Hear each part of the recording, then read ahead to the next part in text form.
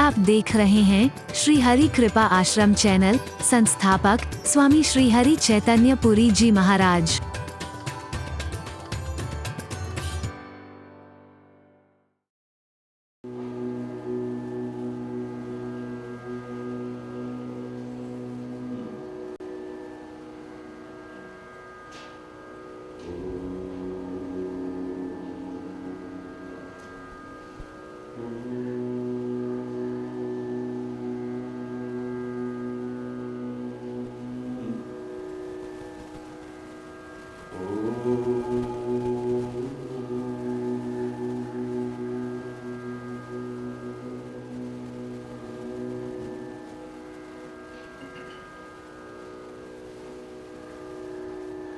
असतो मां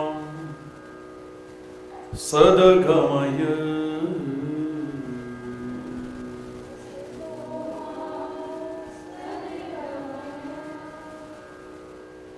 तमसो मां ज्योतिर्गमय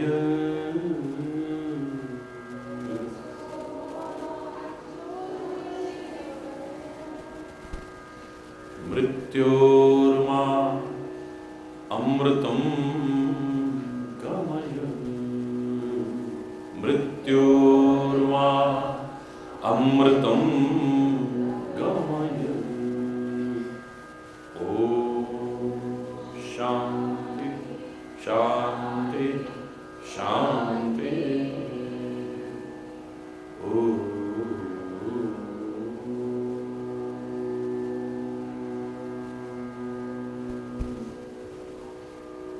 त्वमेव माताश्च पिता त्वमेव बन्धुश्च सखा त्वमेव विद्या द्रविणं त्वमेव सर्वं मम देव देव। ॐ शान्ति शान्ति शान्ति।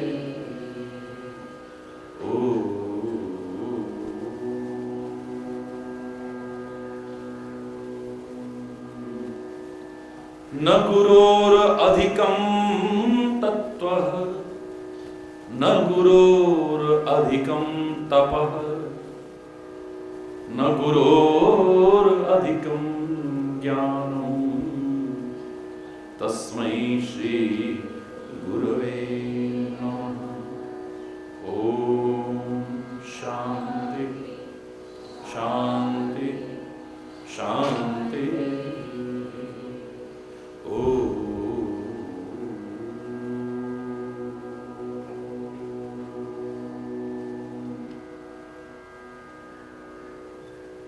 हे जगत्राता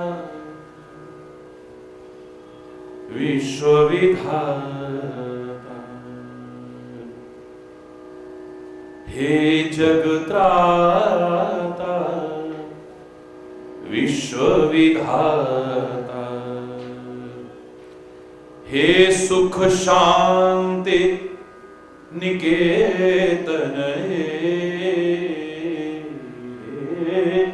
सुख शांति निकेतन जगत्राता विश्वविधाता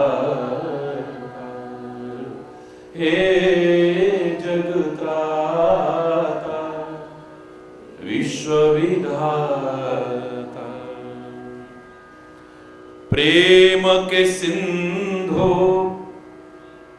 दीन के बंधो प्रेम के सिंधु दीन के बंधो दुख दारिद्र विनाशन है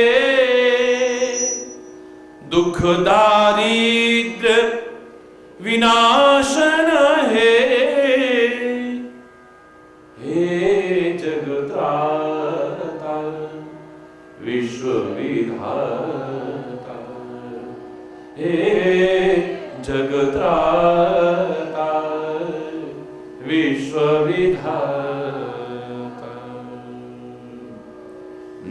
नित्य अनंत अखंड अनादि,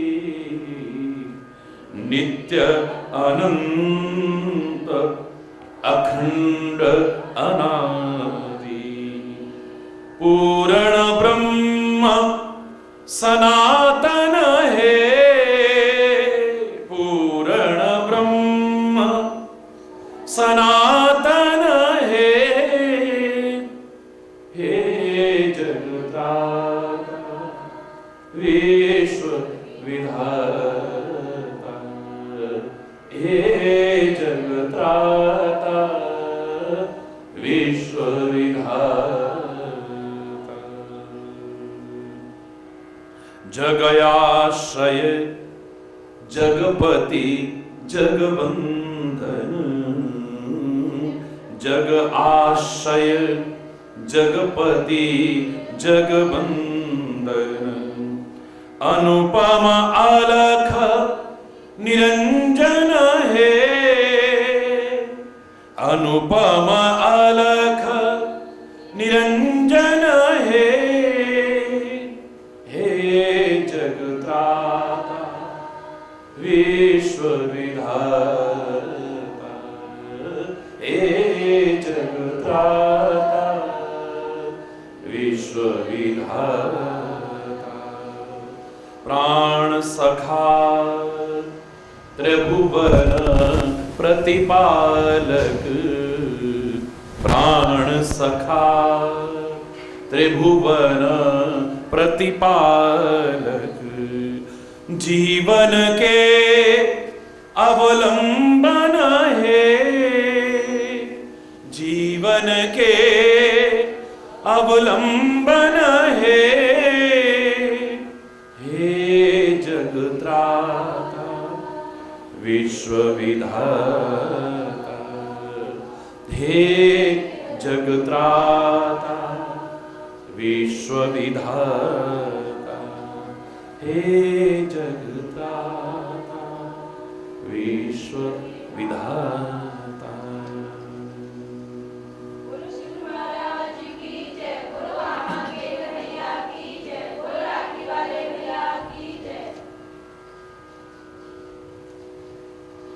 हरि बोल, जोर से हरि बोल।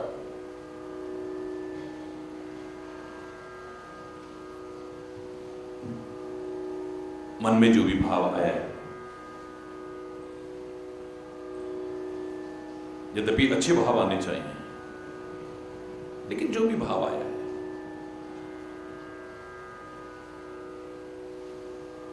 जिस भाव को कई बार हो सकता है कि आप भय या लाज के कारण लोगों के सामने प्रकट न कर सके, हो सकता है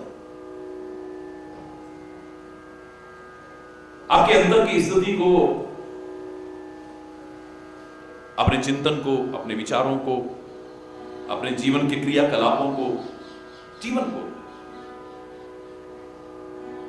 हो सकता है कई बार भय या लज्जा के कारण लोगों के सामने आप उजागर न कर पाए,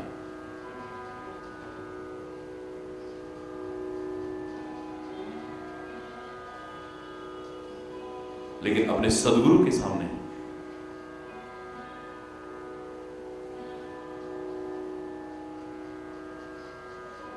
बिना किसी संकोच के आप उजागर कर सकते हैं। और यदि उनसे भी आप छुपाव करते हैं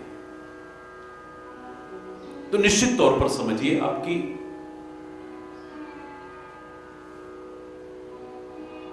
हमारे अंतर में जो पवित्र विवेक जागृत होना चाहिए नहीं हो पाएगा।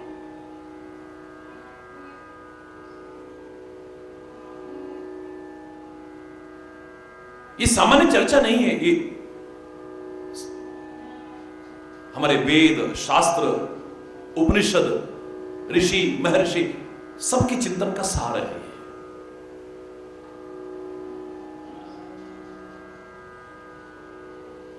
यदि भाव अच्छे आने चाहिए,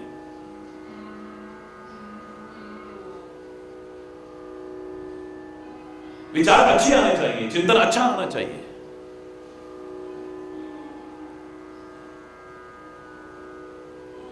लेकिन अगर हमारे मन में ऐसा आया है तो जो शायद औरों के सामने हम उजागर न कर पाए,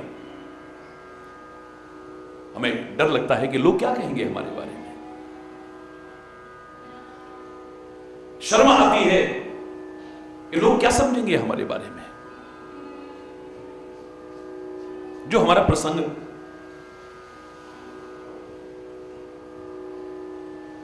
2 सप्ताह पूर्व प्रारंभ हुआ,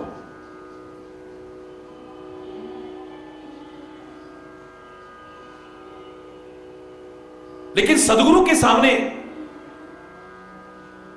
अपने अंतर की वास्तविक स्थिति को यदि हम नहीं उजागर करते हैं, भय या लाज के कारण छुपा जाते हैं, तो हमारे अंतर में पवित्र विवेक कभी जागृत नहीं हो पाएगा।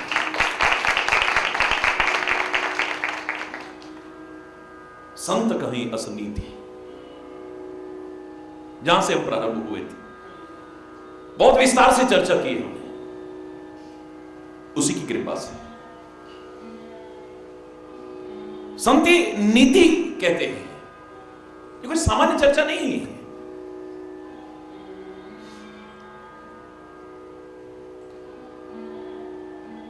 सारे लोग बैठे एकमत होकर के जो बात उभर करके आए, अंत में जाकर के सिद्ध हो, उसे सिद्धांत कहते हैं। लेकिन एक्सेप्शंस आर ऑलवेज देयर, अपवाद वहां भी मिल जाएगा, याद रखना। कोई भी सिद्धांत भी बनाया जाता है, उसमें भी अपवाद मिल सकता है। लेकिन जहां कोई अपवाद भी ना मिले, उसे नीति कहते हैं। यहां पर ये नहीं कहा कि सिद्धांत है। जो सिद्धांत अपवाद भी ना अपने अंदर रखते हो, उनको सिद्धांत कहने के साथ एक शब्द का इस्तेमाल किया है मानस में, यह सिद्धांत अपेल, इसको कोई टाल नहीं सकता है, वो भी नीति की श्रेणी में आता है। या कोई अपवाद भी ना हो, वरना दुनिया में कोई भी सिद्धांत बनेगा, कोई भी बात हो, अपवाद वहां पर छोड़ दिया जाता है सामान्यतः। लेकिन जहां कोई अपवाद भी ना मिले, उसे नीति कहते हैं, और ये एक नीति है। वह सामान्य पुरुषों द्वारा बनाई हुई नीति नहीं है, संत कहीं असनीति।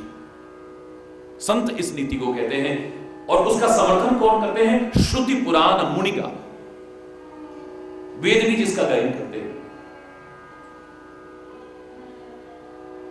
पुराण भी जिसका गायन करते हैं, और मुनि भी जिसका गायन करते हैं।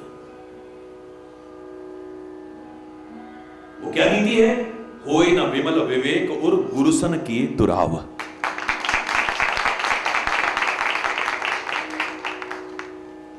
हमारे हृदय में पवित्र विवेक जागृत नहीं हो सकता है यदि हम अपने सदगुरु से भी छुपाव करेंगे तो।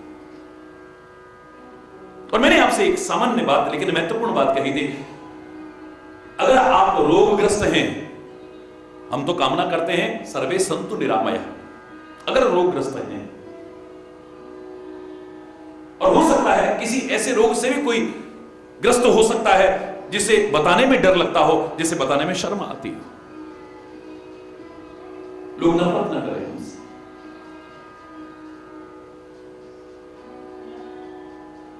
लोग हमारे बारे में गलत धारणा ना बना लेंगे कि ऐसे रोग भी होते हैं। हो सकता है आप डर के कारण, शर्म के कारण अपने रोग को औरों के सामने उजागर न करें, छुपा जाएं आप। लेकिन जब डॉक्टर के सामने हो, वहां पर छुपाव करोगे तो रोग का निदान नहीं हो पाएगा। डॉक्टर के सामने तो वास्तविकता को प्रकट करो, जहां कोई डर न हो, जहां कोई लाज न हो, उजागर किया है। ये रोग है हमारे अंदर।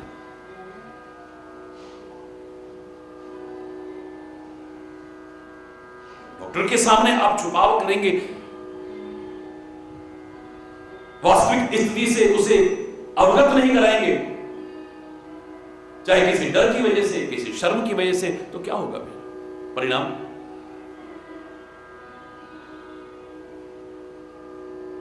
पुराने इतने सर्वज्ञ और अंतर्यामी तो आज के डॉक्टर है नहीं जो तुम्हें देखते ही रोग के बारे में वर्णन कर दे।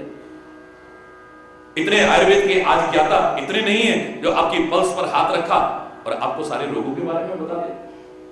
अब तो आपसे पूछेंगे भूख लगती है, अरे कोई पेट में दर्द होता है, ये होता है, वो होता है, क्यों? और आप छुपा गए तो क्या होगा? वो कैसे निदान हो पाएगा? जब डॉक्टर के सामने अब हम आ चुके हैं तो अपने रोग के बारे में स्पष्ट बताएं, किसी भी डर या शर्म के कारण छुपाएं नहीं वहां पर। बिल्कुल ऐसे ही हमारे जीवन की कुछ स्थितियां ऐसी हो सकती हैं जो लोगों को बताने में हमें डर भी लग सकता है, शर्म ही आ सकती है। लेकिन जब सदगुरु के सन्मुख हो, अपने परमात्मा के सन्मुख हम हो, तो वहां पर अंदर की वास्तविक स्थिति को उजागर करो, छुपाओ मत करो। अगर तुमने छुपाया, जैसे वहां छुपाओगे तो रोग दूर नहीं होगा, ऐसे ही जो भ्रम रूपी रोग लग गए हैं,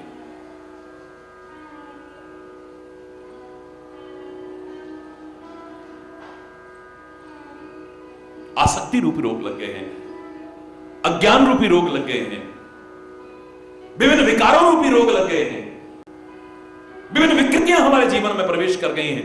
हमारा चिंतन गलत हो गया है, हमारी सोच गलत हो गई है, हमारी संगति गलत हो गई है, हमारे कर्म गलत हो गए हैं, हमारे जीवन की दिशा गलत हो गई है।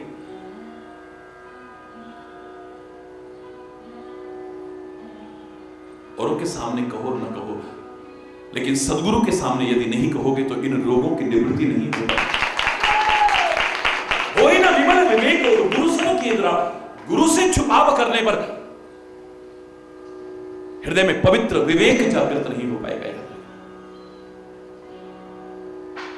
विवेक यानी निर्णय करने की क्षमता,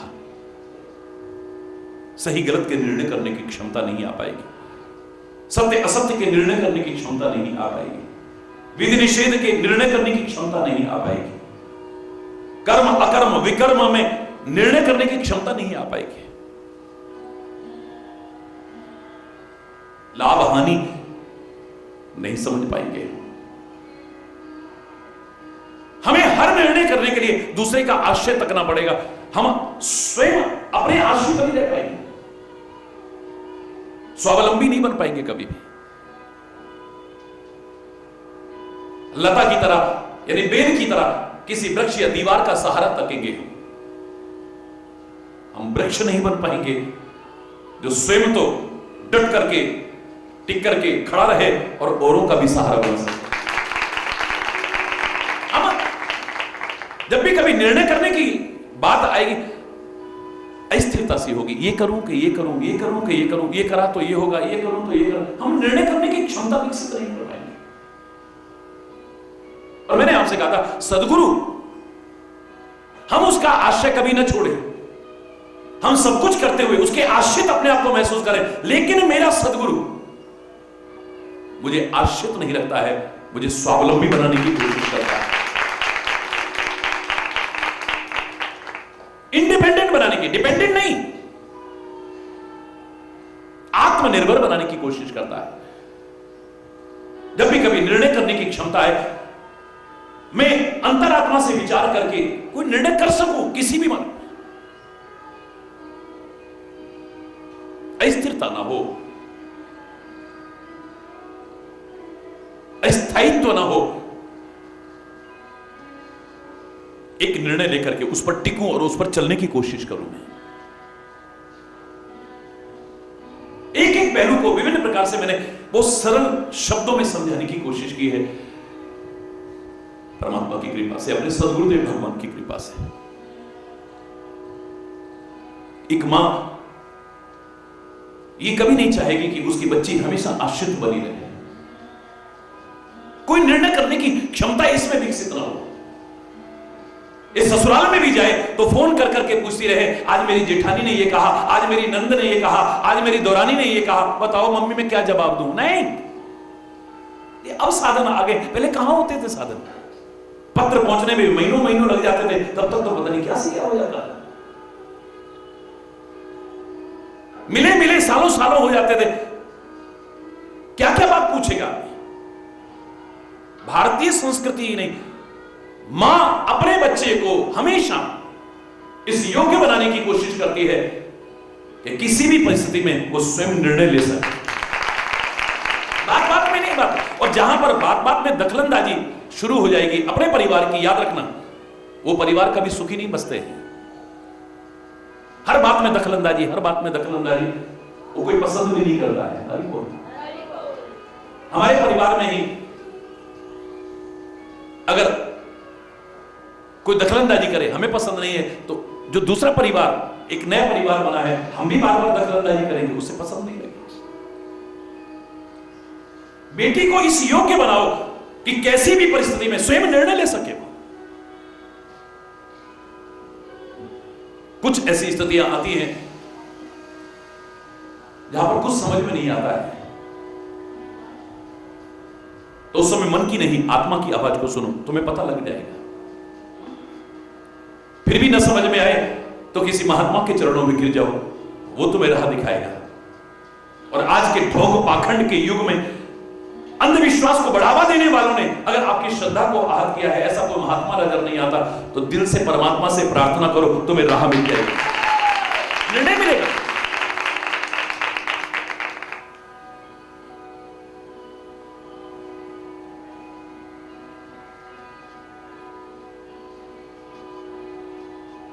सदगुरु भी हमें आत्मनिर्भर बनाने की कोशिश करता है, निर्णय करने की क्षमता हमारे अंदर, यही तो विवेक है और क्या है।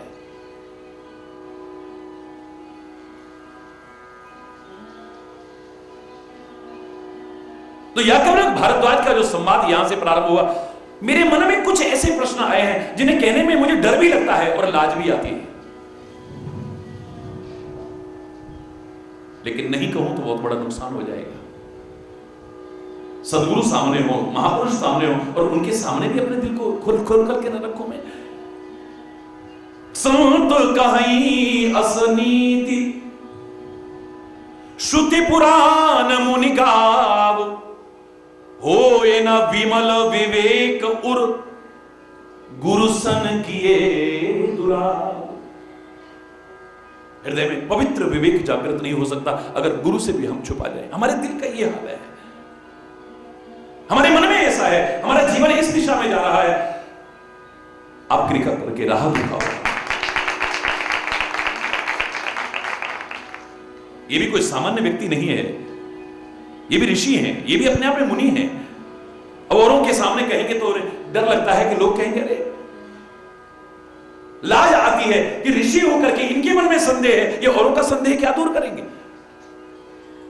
लेकिन कहते हैं, हे मुनिराज, मेरे मन में स्वयं एक संदेह है। एक राम अवधेश कुमार है, एक अवधेश कुमार है, महाराजा दशरथ का पुत्र है राम, जिनका चरित्र विदित संसार, सारे संसार में जिनका चरित्र प्रचलित है। नारी विरह दुख लहरों अपार, स्त्री के विरह में रोते बिलखते नजर आए थे। कबहु योग वियोग न जाके, देखा प्रगट विरह दुख ताके। अरे जिसको कभी योग और वियोग ही नहीं,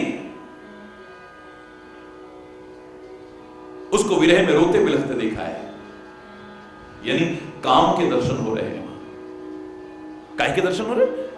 काम के दर्शन हो रहे हैं। और गीता में भगवान श्री कृष्ण गलती का काम से ही फिर क्रोध पैदा होता है, और यहां भी वही हुआ है। मुनि कहते हैं, भयो रोष रण रावण मारा। उसी के कारण उनके अंदर इतना क्रोध आ गया, इतना क्रोध आ गया कि युद्ध भूमि में रावण को मार दिया। क्रोध की द्वैत बुद्धि बिन, द्वैत की बिन अज्ञान, माया बस पर छिन्न जड़, जीव की ईस समान। लोग ईश्वर कह रहे हैं, ये तो ईश्वर के समान भी कैसे हो जाएगा? ये तो माया के वशीभूत जो परछिन्न जीव जड़ है उसके अंदर होता है। गुस्सा भी आ गया, क्योंकि द्वैत के बिना क्रोध नहीं आ सकता। किस पर गुस्सा कर रहे हो? अगर मेरे ही आत्म स्वरूप हैं, इन पर क्या गुस्सा करूंगा मैं? हरि बोल। काग वशुंडी के मन में संदेह कहां से पैदा हुआ था? अपने गुरुदेव के प्रति, क्योंकि बार बार प्रश्न कर रहे हैं, बार बार प्रश्न कर रहे हैं, बार बार, और प्रश्न करने में कोई बुराई नहीं, अपने हट पर अड़ रहे हैं। उत्तर प्रति उत्तर में कीना, मुनितन भय क्रोध के चीना। गुरुदेव के मन में गुस्सा आ गया। वो देखते ही बोला, ये क्या मेरे गुरु होंगे, ये भगवान के रूप क्या हो सकते हैं। मैं तो हाथ जोड़ के कह रहा था, गुरु ब्रह्मा गुरु विष्णु गुरुदेव महेश्वर गुरु साक्षात परब्रह्म तस्मै श्री गुरु। ये तो सामान्य जीव है, क्योंकि क्रोध की द्वैत बुद्धि के बिना गुस्सा नहीं आ सकता है। किस पर गुस्सा कर रहे हो? अगर ये मेरे सारे रूप हैं, मैं ही इनके अंदर हूं, ममात्मा सर्वभूतात्मा, तो फिर गुस्सा किस पर है?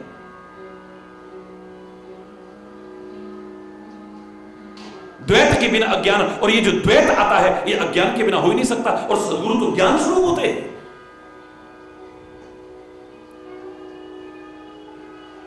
ये खुद अज्ञानी है, ये भ्रम आ गया। हरि बोल। मेरे मन में संदेह आ गया। आज समझ में आ रहा है कि सदगुरु जैसा कोमल और कृपालु तो दुनिया में कोई नहीं हो सकता। जितनी कृपा उन्होंने मुझ पर की है, जितनी उदारता उनकी मेरे ऊपर थी, जितना वात्सल्य उनका मेरे ऊपर था, अब पता लग रहा है कि गलती मेरी थी कहीं। चंदन तो बहुत शीतल होता है, बहुत शीतल होता है, सब जानते हैं। चंदन लगा भी दो तो शीतलता मिलती है, इतनी शीतलता है उसमें। लेकिन अतिशय रगड़ करे जो कोई, अनल प्रकट चंदन ते हुई। जब अति रगड़ते जाओगे रगड़ते जाओगे तो चंदन में से भी अग्नि प्रकट हो जाती है। कई बार अति होने पर, हमारी अति बहुत जल्दी होती है, उनकी अति जल्दी नहीं होती है। फर्क कितना है? इतिहास साक्षी है, बहुत संतों महापुरुषों के जीवन में भी क्रोध के दर्शन हुए होंगे। हमारे मन में तुरंत दुर्भावना आ जाती है, अरे वो तो परम शीतल है। लेकिन चंदन को भी रगड़ते जाओगे तो क्या होगा बोलो? उसमें से भी अग्नि प्रकट हो जाएगी।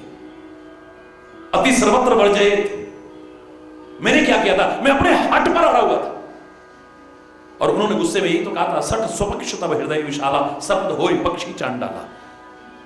तू अपने पक्ष पर अड़ा हुआ है, अपनी बात पर, अपने पहलू को रखने के लिए जिद पर अड़ा हुआ है। तुझे गलती का एहसास ही नहीं हो रहा है। जाओ चांडाल पक्षी हो जाओ। लेकिन देखो, जब मैंने क्षमा याचना की, उन्होंने कितनी बड़ी कृपा की मेरे ऊपर। आज पता लग रहा है कि महापुरुषों की विशेषता क्या है। अगर वो हमारी गलती पर हमें दंडित भी करेंगे तो क्षमा याचना पर करने पर उस दंड से मुक्त होने का उपाय भी वही बताते हैं, बचने का उपाय भी वही बताते हैं। अरे वो सदगुरु जिनके सम्मान का भी मैंने ध्यान नहीं रखा, आज याद आ रहा है। भगवान शिव से प्रार्थना कर रहे थे, तब माया वश जीव जड़ संतत फिर बुलान, तेहि पर क्रोध न करिए प्रभु कृपा से तू भगवान। ऐ परमात्मा, इस पर क्रोध मत करो, ये आपकी माया के वशीभूत जीव, इससे गलती हो गई, इसे क्षमा करो आप।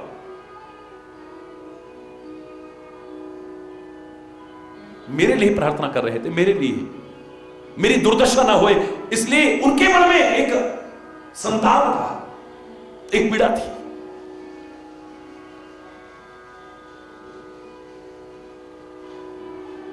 अपने प्यार और श्रद्धा को चाहे माता पिता के प्रति हो, बड़े बुजुर्गों के प्रति हो, संतों महापुरुषों के प्रति हो, सदगुरु के प्रति हो, परमात्मा के प्रति अगर बनाए रखना चाहते हो और बढ़ाना चाहते हो तो आपको पॉजिटिव थिंकिंग रखनी पड़ेगी। नेगेटिव थिंकिंग आते ही हिसाब खत्म हो जाएगा।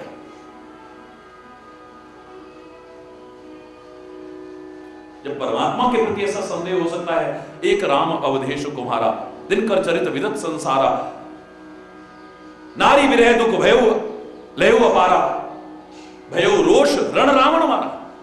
एक तो वो राम है और एक सृष्टि के कण कण में समाया राम है। वो राम अलग है, ये राम अलग है, दोनों एक हैं।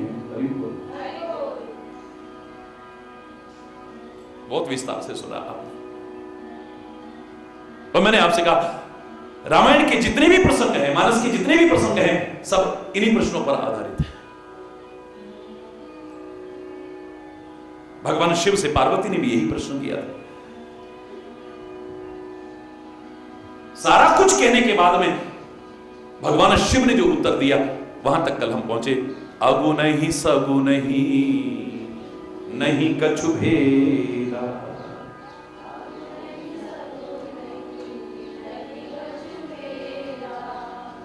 निर्गुण और सगुण में कोई भेद नहीं है। अब तुम पूछो कि जल में और बर्फ में क्या अंतर है, तो यह मूर्खतापूर्ण प्रश्न होगा। और मूर्खतापूर्ण न भी कहूं तो अल्पज्ञता परिपूर्ण तो होगा, यानी पूरा ज्ञान नहीं है। पानी निराकार रूप है, बर्फ ओला उसी का साकार रूप है, दोनों में कोई भेद नहीं है। ऐसे ही सृष्टि के कण कण में रमे राम, और भक्तों को आनंदित करने के लिए, उनके कष्टों को निवारण करने के लिए, रक्षा करने के लिए, पृथ्वी का भार हरण करने के लिए जो अवधेश कुमार बनकर के आए हैं, उनमें और उनमें कोई अंतर नहीं। एक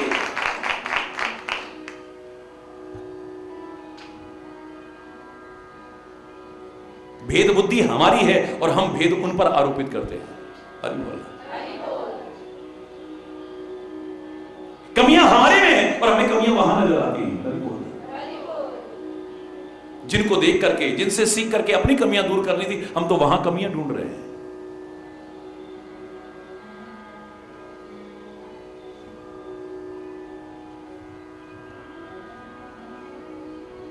अगुण अरूप अलख अज सोई, भगत प्रेम बस सगुन सोई। जो निर्गुण है, निराकार है, अरूप है, अलख है, जो अजन्मा है, जो भक्तों के प्रेम के कारण वही साकार बनकर के आता है। जासु नाम ब्रह्म तिमिर पतंगा, तेहि किम कहिए विमोह प्रसंगा। जिसका नाम लेकर के मोह दूर हो जाते हैं, तुम तो उसके प्रति मोह कर रहे हो। वहां मोह का प्रसंग कैसे आ सकता है? मैंने आपसे कहा जहां सूर्य है वहां अंधकार रह ही नहीं सकता है। हम अपनी कमियों को सामने आरोपित करते हैं, जो हमारे अंदर है सामने आरोपित करते हैं।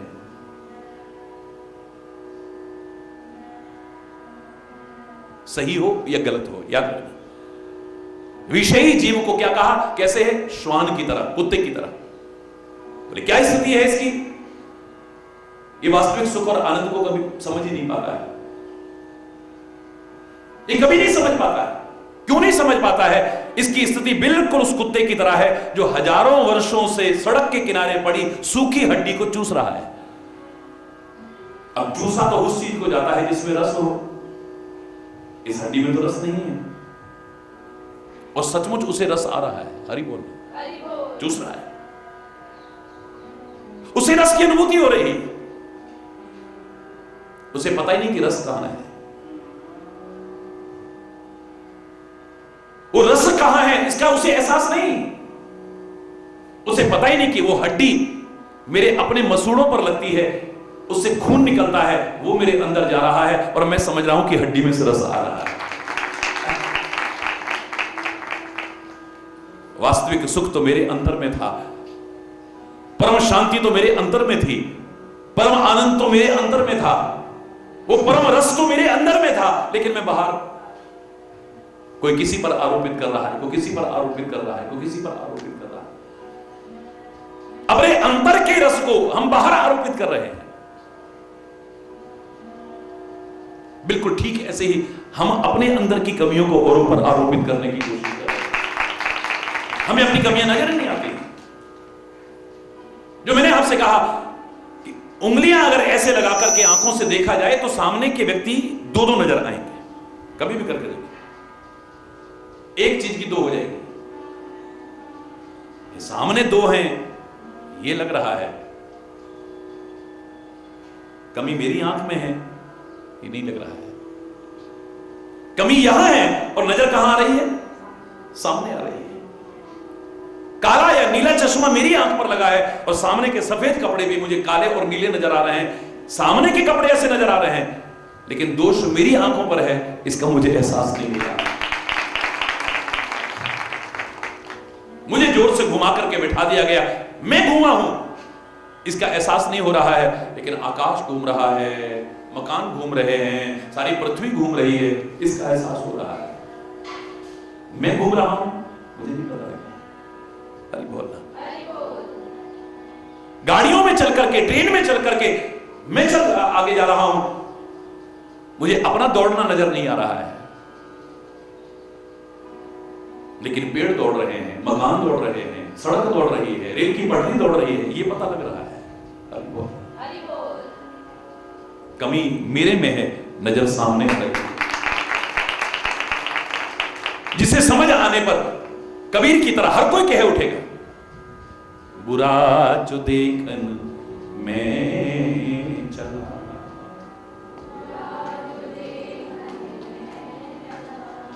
बुरा न मिलया को,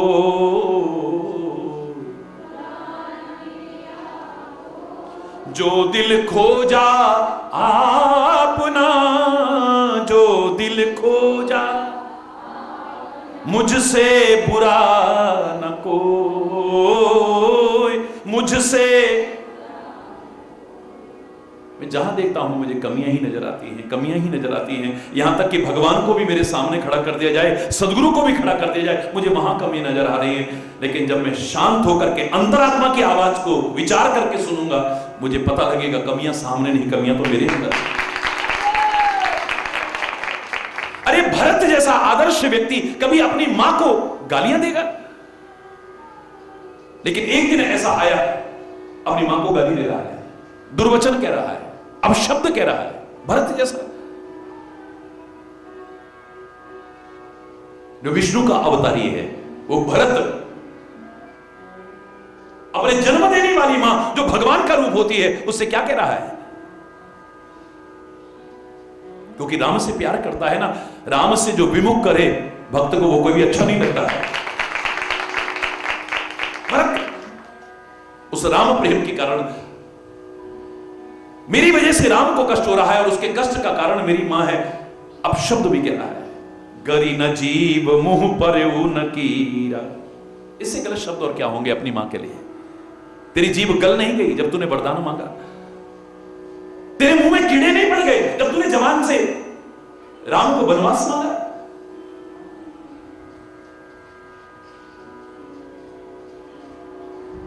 जिन आंखों में चमक थी, कल राम राजा बनेंगे, राम राजा बनेंगे, उनमें आंसू लाई तू।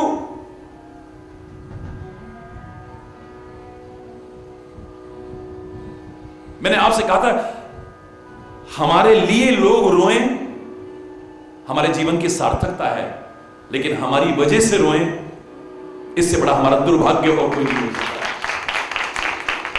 हमारे सताने पर, हमारे पीड़ित करने पर, या किसी वजह से भी लोगों की आंखों में आंसू आते हैं, इससे बड़ी शर्म की बात नहीं है। लेकिन लोग हमारे लिए रो रहे हैं, हमारा अभाव उनको खलता है, हमारे प्रेम के कारण रो रहे हैं।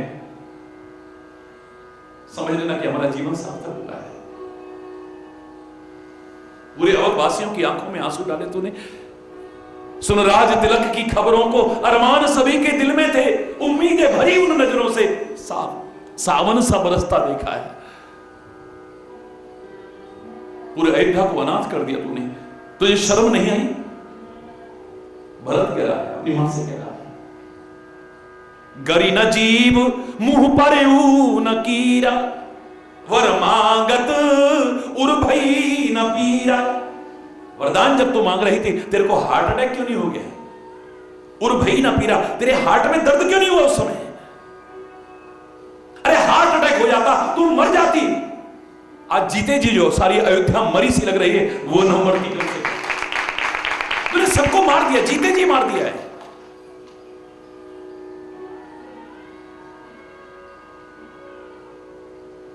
जनमत काहे ना मारस मोई, तूने पैदा करते मुझे मार क्यों नहीं दिया है? आज मुझे कहने में शर्म आ रही है कि तू मेरी मां है। तू क्यों नहीं मर गई मुझे पैदा करते करते? कितनी माताएं बच्चों को पैदा करते करते मर गई, तू क्यों नहीं मरी? और तू नहीं मरी थी तो मुझे पैदा होते मार देती। आज ये कलंक का टीका तो मेरे माथे पर न लगता। भरत कह रहा है अपनी मां से। लेकिन एक समय ऐसा आया, भरत के मुंह से कुछ और शब्द भी निकले हैं। जिस रामचरितमानस में तुलसी ने उनके मुख से ये शब्द कहलाए, कुछ और शब्द भी कहलाए हैं। वही भरत जब समझ आती है तो कहता है, मही सकल अनरथ कर मूला। मां मेरे को क्षमा करना, मैं तेरे को बहुत अपशब्द कह गया, बहुत गलत गलत बोल गया, मैं माफी मांगता हूं तेरे से। सारे अनर्थ की जड़ तू नहीं है, तेरे को कह रहा था मैं। मही सकल अनर्थ कर मूला, सारे अनर्थ की जड़ तो मैं हूं, तू नहीं हो सकता। अगर मैं ना होता तू किसके लिए राज मांगती, और तू मेरे लिए राज ना मांगती तो राम को कभी वनवास ना करती। तू तो राम से बड़ा प्यार करती थी, मेरे मोह के कारण ऐसा हुआ। तो सारे अनर्थ की जड़ तो मैं हूं ना। कमी न होते हुए भी फिर कमी अपने में नजर आने लगती है। यहां कमियां होते हुए भी अपने में नजर नहीं आ रही, इसका तात्पर्य सोच लो कि कहां जी रहे हो। जिसे कमियां होते हुए भी अपनी कमियां नजर ना आए, सामने चाहे भगवान को खड़ा कर दो, सामने चाहे सदगुरु को खड़ा कर दो, चाहे मां बाप को खड़ा कर दो, बड़े बुजुर्गों को खड़ा कर दो, उनमें कमियां नजर आ रही हैं।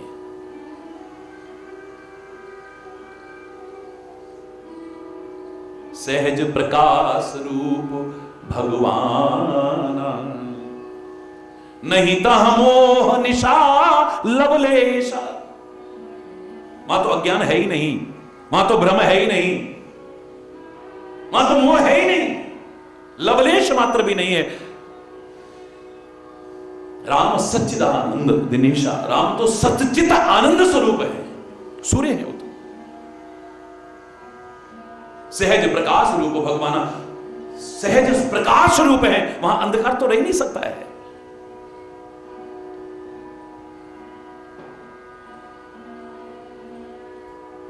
श्री रघुवीर हृदय नहीं जाके, जिसके हृदय में परमात्मा नहीं है वहीं पर अज्ञान रहता है, वहीं विकार रहते हैं, वहीं कमियां रहती हैं। जहां परमात्मा है वो हो ही नहीं सकता है, तो कमियां रहते भगवान के करीब आ ही नहीं सकता है, भगवान की तरफ चल ही नहीं सकता है आदमी।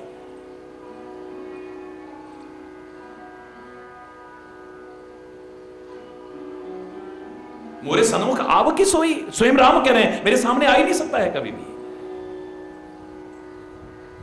दूर दूर दूर दूर दूर दूर, हरि बोल, सन्मुख नहीं आ सकता है जी।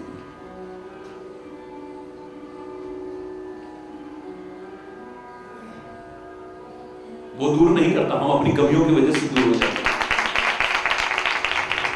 अपनी कमियों की वजह से, अपने दोषों की वजह से, अपने विकारों की वजह से, अपने गलत स्वभाव की वजह से हम दूर हो जाते हैं।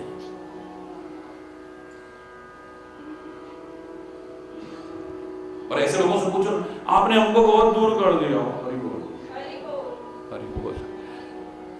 वो तो रात दिन कह रहा है, आओ आओ आओ।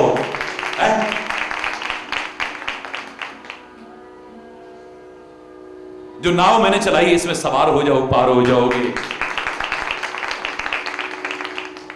आवाज लगा लगा के बुला रहा है तुम्हें।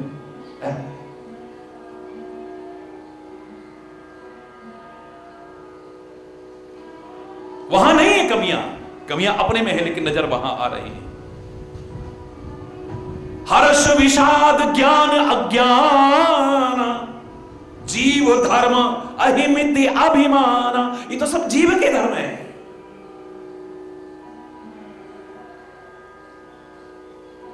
परमात्मा के नहीं। तुम्हें परमात्मा में नजर आ रहे हैं, इसलिए तुम्हारे मन में भ्रम आ जाता है। ये हर्ष, ये विषाद, ये ज्ञान, ये अज्ञान, ये अभिमान, हरि बोल। कालभूषुंडी तो 27 कल्प में 27 बार राम का अवतार देख चुका है, लेकिन जब बुद्धि खराब होनी हो, देखो खुद कह रहा है, मैं इस बार भी ये सोच करके गया था भगवान ने अवतार लिया, भगवान ने अवतार लिया है, ये पता है, उनकी बाल लीलाओं का आनंद लेकर के लौटूंगा, ये सोच करके गया है। लेकिन जब वहां पहुंचा तो क्या देखता है, आवद निकट तो हंस ही प्रभु। मैं जब उनके पास में जाता हूं तो श्री राम हंसने लगते हैं, खिलखिला के हंसने लगते हैं, बड़े खुश होते हैं, आगे तुम, आगे तुम। परमात्मा से और सदगुरु से मिलकर के जितना तुम खुश होते हो उससे कहीं ज्यादा वो खुश होता है।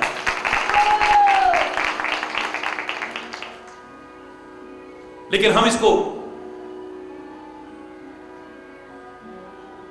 अपनी अल्पमति के अनुसार अन्यथा लेकर के भ्रम पैदा कर लेते हैं। आवत निकट तो हंसहि प्रभु, भाजत रुदन कराही। और जब मैं जाने लगता हूं, कागभूषणी कहता है, वो रोने लगते, उनको भी बुरा लगता है मेरा जाना। एक भक्त का आना बड़ा अच्छा लगा, श्री राम बड़े खुश होने लगे हैं, और जब जाने लगे तो राम रोने लगे।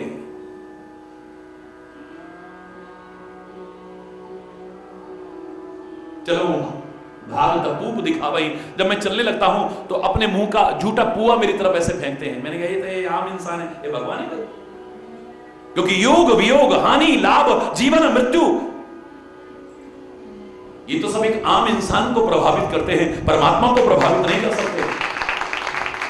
और जो आने पर बड़ा खुश हो रहा है, जाने पर रो रहा है, एक आम इंसान है, ये तो भगवान कहां से हो सकता है। यहीं से सारा बेड़ा गर्क हो गया। हरि बोल। ये जीव धर्म अहिमित अभिमान, ये तो जीव के धर्म है, परमात्मा के धर्म नहीं। और सत्य धर्म को, सनातन धर्म को परित्याग करने के लिए भगवान नहीं कह सकते हैं। जो इस प्रकार के जो जीव के धर्म है ना, जिनके मकड़ जाल में फंसा हुआ है, उनके लिए कहता है सर्वधर्मान परित्यज्य मामेकम शरणम व्रज।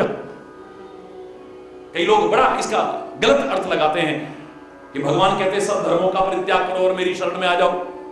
ये जो जीव धर्म है, ये क्या हर्ष विषाद ज्ञान अज्ञान अभिमान, ये जो जीव धर्म है, इनका परित्याग करके मेरी शरण में आ जाओ।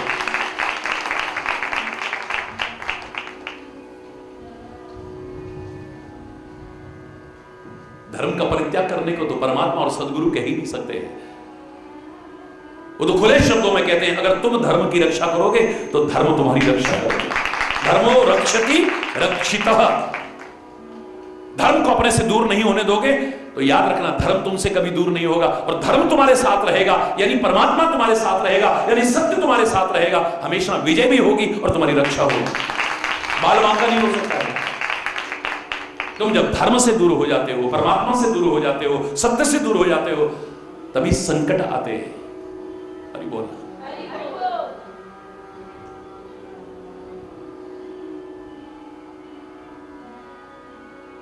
धर्म और परमात्मा को तो कभी अपने से दूर न करें। लेकिन ये जीव धर्म है, परमात्मा में आपको नजर आ रहे हैं, होता नहीं है। बहुत सी चीजें जो नजर आती हैं वो हों ऐसा नहीं है, याद रखना। और बहुत सी चीजों को हम सोचते जब नजर नहीं आ रही हम कैसे मान लें, भगवान को कैसे मान लें। वो कोई नजर आ रहा है क्या? ये तार में से करंट जा रहा है, आपको नजर आ रहा है क्या? तो इसके मतलब नहीं है। दूध में मक्खन है पर तुम्हें नजर नहीं आता, इसका तात्पर्य क्या मक्खन है नहीं उसमें? मेहंदी में लाली है लेकिन तुम्हें नजर नहीं आती है, तुम्हें हरी पत्तियां नजर आती हैं, इसका तात्पर्य ये तो नहीं कि उसमें लाली नहीं है। तुम्हारे कहीं दर्द हो रहा है, सिर में हो रहा है, पेट में दर्द हो रहा है, हाथ पैरों में, क्या दिखाई देता है आपको? फिर तो तुम्हारी कोई सेवा नहीं करेगा, तुम्हारा ध्यान भी नहीं रखेगा। जब तुम कह सकते हो भगवान जब दिखता ही तो हम कैसे मान ले, सामने वाला कहे पहले दर्द दिखा तब मानेंगे हम। हम नहीं मानते, दिख ही नहीं रहा तो हम कैसे मान ले भाई? तेरे विचार में जो चीज दिखाई नहीं देती उसका अस्तित्व नहीं है, तो जब तेरा दर्द दिख ही नहीं रहा तो हम कैसे मान लें? हरि बोल।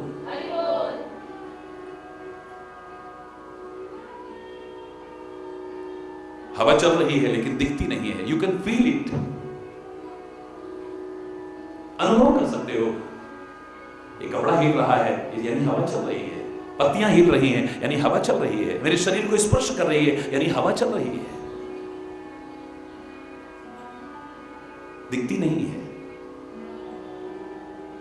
दुर्गंध दिखती नहीं है, सुगंधी दिखती नहीं है लेकिन होती है। कितनी चीजें हैं जो दिखती नहीं लेकिन होती हैं। ऐसे ही परमात्मा तो है, तेरे को न दिखाई दे, इसका तात्पर्य। और जो दिख रहा है वो हमेशा सत्य हो, इस बात को भी सत्य मत मानना कभी। अरे बोल। तू कभी कहता है ना मेरी आंखें धोखा नहीं खाती, मैंने खुद अपनी आंखों से देखा है, गलत भी हो सकता है। तेरी जगी हुई आंखों ने और उन आंखों ने जो कभी धोखा नहीं खाती थी, चलती हुई ट्रेन में, चलती हुई गाड़ी में पेड़ों को दौड़ते हुए देखा है, गाड़ियों को दौड़ते हुए देखा है, सड़क को दौड़ते हुए देखा है, मकानों को दौड़ते हुए देखा है। क्या दौड़ती नहीं क्या? बोलो ना।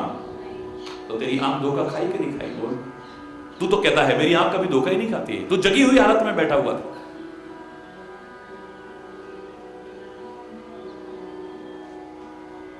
तुझे जो नहीं लगता है वो ना हो, ये तेरा भ्रम है, और जो तुझे लगता है वो हमेशा सही हो, ये भी तेरा भ्रम है। जो है सो है, तुझे क्या लगता है एक अलग विषय है। तेरी मति उतनी खराब हो सकती है, इतनी उतनी परिपक्व नहीं हो सकती है, तेरी समझ वहां तक नहीं हो सकती है। इसका तात्पर्य नहीं कि जो है वो नहीं है। मुझे नहीं लग रहा है तो नहीं है। हरि बोल।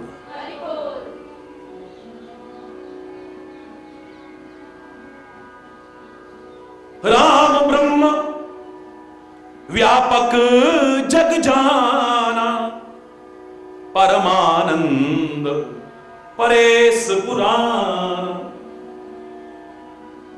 ये जो राम तेरे को एक सामान्य जीव नजर आ रहा है, ये ब्रह्म है। हरि बोल। दिखने में वो छोटा सा लग रहा है तेरे को, ये एक साधारण जीव लग रहा है, ये भगवान कैसे हो सकता है? अरे सूर्य दिखने में कितना सा लगता है, हैं? तेरी आंखें सूर्य को कितना देखती हैं? क्या उतना ही बड़ा है क्या? चंद्रमा में बैठ करके, मंगल पर बैठ करके तू अगर पृथ्वी को देखेगा, पृथ्वी भी तेरे को इतनी सी नजर आएगी। अरे बोल, इतनी सी, तो पृथ्वी इतनी सी है क्या? अरे बोल ना, जोर से बोलो ना।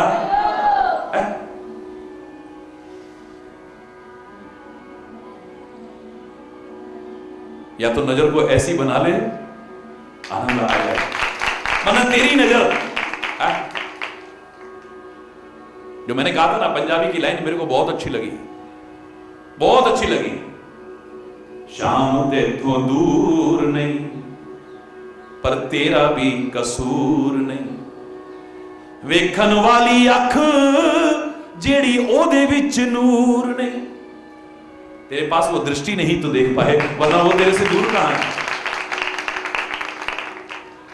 जिसे अपने शब्दों में हरि चैतन्य ने भी कहा था, सोच ले मन ध्यान से, दूर कब तुझसे हरि। वो दूर नहीं है। सोच ले मन ध्यान से, दूर कब तुझसे हरि। मन अगर गंदा तो फिर तू पहचान कैसे पाए। मन का मंदिर साफ सुथरा, जिस समय देर फिर ना कुछ ना लगेगी, तू प्रभु को पाए।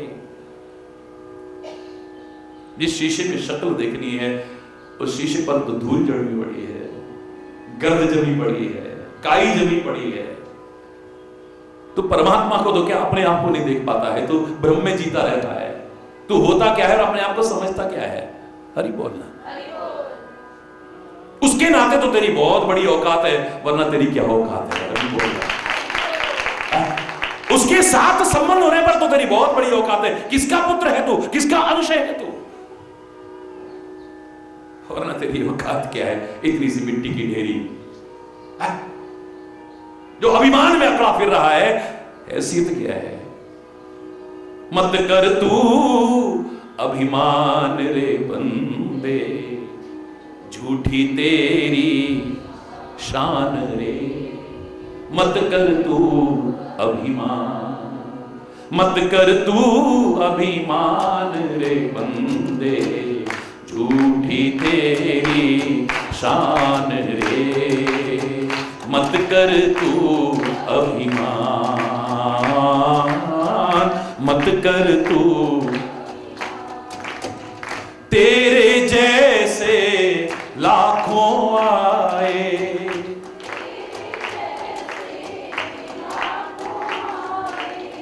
लाखों इस माटी ने खाए, लाखों इस माटी ने खाए। रहा ना नाम निशान रे बंदे, झूठी तेरी शान रे, मत कर तू अभिमान, मत कर तू अभिमान रे बंदे, झूठी तेरी शान रे, मत कर तू अभिमान। झूठी माया झूठी काया,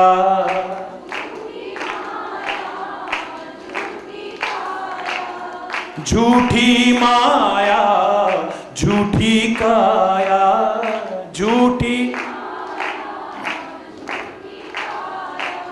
वो तेरा जो हरि गुण गाया, वो तेरा जो हरि गुण गाया, जप ले हरि का नाम रे बंदे, मत तेरी शान रे, मत कर तू अभिमान, मत कर तू अभिमान रे बंदे, झूठी तेरी शान रे। माया का अंधकार निराला,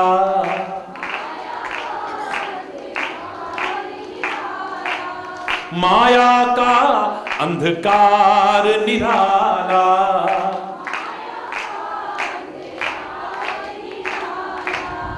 बाहर उजला भीतर काला, बाहर उजला इसको तू पहचान रे बंदे, झूठी तेरी शान रे, मत कर तू अभिमान, मत कर तू अभिमान रे बंदे, झूठी तेरी शान रे। तेरे पास हैं हीरे मोती,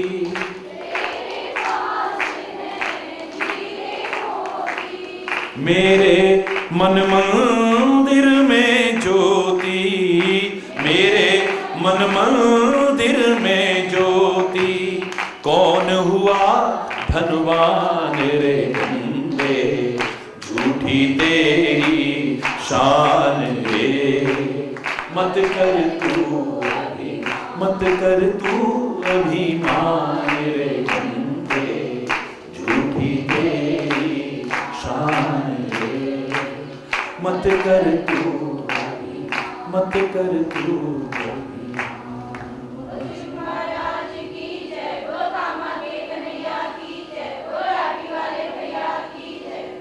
धर्म के अधर्म का प्राणियों में विश्व का, गौ माता की, भारत माता की, गंगा माता की, संत समाज की, भारत की देवियों की, भक्त समाज की,